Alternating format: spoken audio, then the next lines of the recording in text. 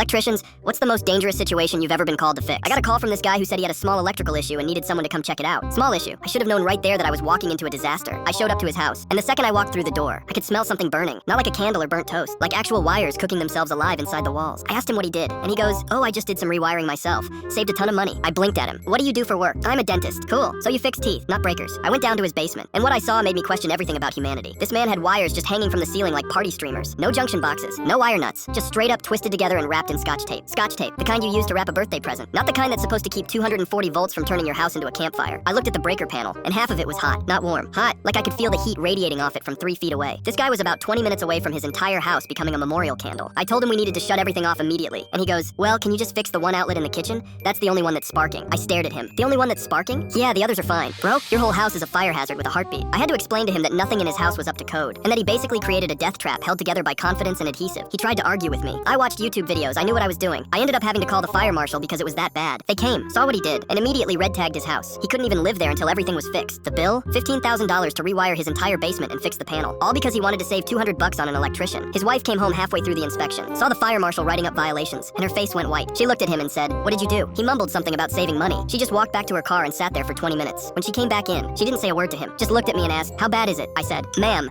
your husband turned your basement into a science experiment on how not to die." She nodded, handed me a water bottle, and said, "Fix everything, send me the bill." Then she looked at him and said, "You're sleeping in the garage until this is done." That guy learned a very expensive lesson that day, and I'm just glad I got there before his house became a bonfire with a mortgage.